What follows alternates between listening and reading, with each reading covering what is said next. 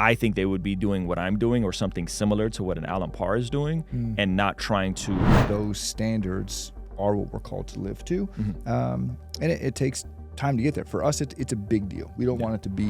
I've always wanted to stay away from the label pastor because But it's a really bizarre thing. And I think we've created a really dangerous thing that is now leading us into this.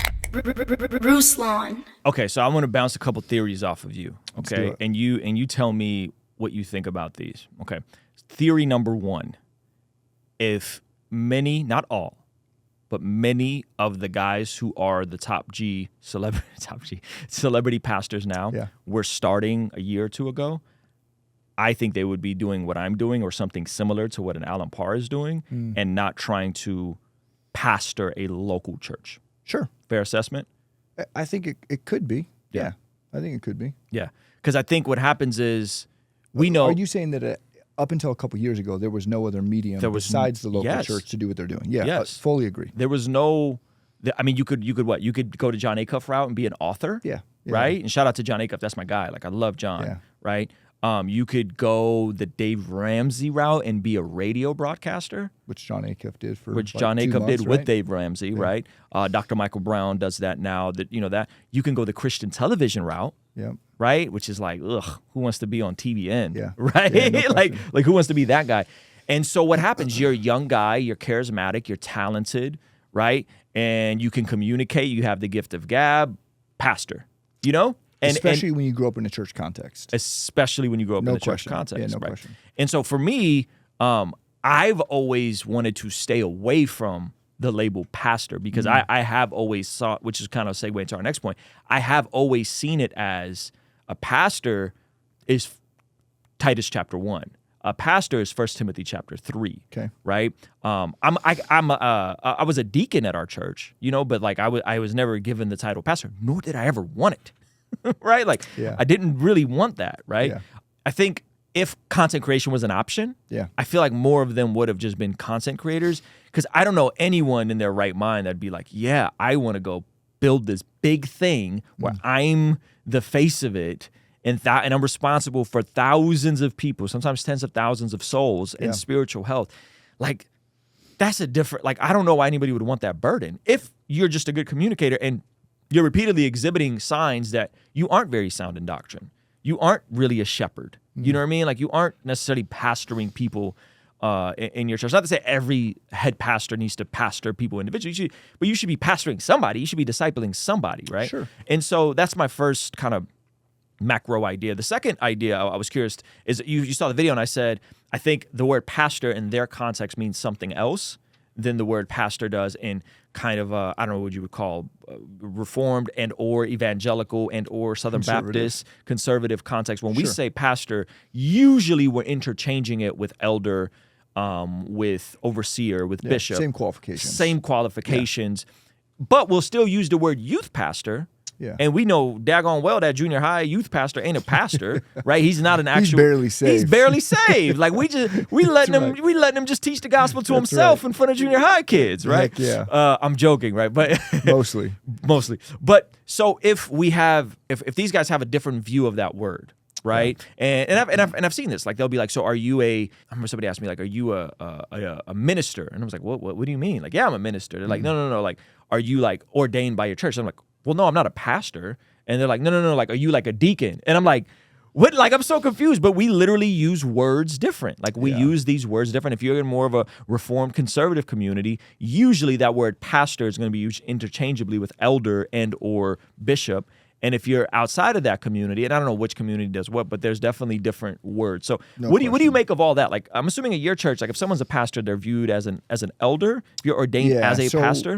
Because we're non-denominational, but we're a part of an association where there's no theological governance that we have to fall into. But if we had to, we're essentially a Baptist Church is the closest to us. And so with a lot of that stuff, we lean pretty conservative in there. And so one of the challenges is you can't even be ordained at our church unless you've been in full-time vocational ministry at a pastor or director level for at least 5 years. Wow. Wow. And so that's one of the things that, and again, it doesn't affect your pay. It doesn't affect, it changes how we visibly put you out there, right? To just go, hey, this is our director. And then at 5 years, there's an ordination process you go through to become a pastor. Because for us, we do believe that those qualifications that we see are for pastors, right? They are, those standards are what we're called to live to. And it takes time to get there. For us, it's a big deal. We don't want it to be what it kind of was when I got ordained at our church. It was like, oh yeah, like you got the job and they like gave me a sword. You know? I remember that. Yeah, It was weird. Yeah, it was weird. Yeah. Hey, you may not know I make music, but I have a brand new song that just came out. Here's a quick preview. I went from being a porn addict to sharing the gospel with a porn actress who was criticized for being low status by the same OnlyFans who treat us so lavish. I'm confused. I swear y'all thought he did doing podcasts, hot takes. He still can rap. Now, this is my first song that I've released in over a year, so I need you to go to Spotify, Apple Music, or wherever you consume music and stream Too Soon right now. Add it to your favorite playlist, share it with a friend. So hit the link in the description or go to RuslanToTheMoon.com to stream Too Soon now. I'll see you over there. Ooh, ooh, oh, they got me with the dramatics. You knew that a moment cannot. So how do you feel about a lead pastor of a church that might be like, yeah, like I don't, like Titus 1, not really, like I don't even have kids yet, or I'm not even married yet. Yeah. You know what I mean?